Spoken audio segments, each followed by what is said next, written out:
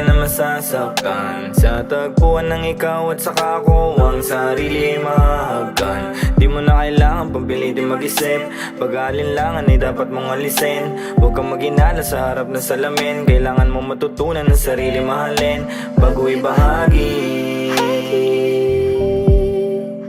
pag-ibig sa iba. Huwag kang magpatali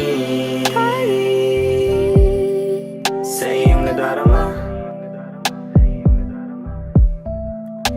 Kung hindi pa kaya, huwag masyado sagarin. May tamang espasyo na sa'yo nakaabang. Pwede kang lumaylo pero huwag ka tamarin. Dalasan mo ang paghalo kung ayaw mo tumabang. Subukan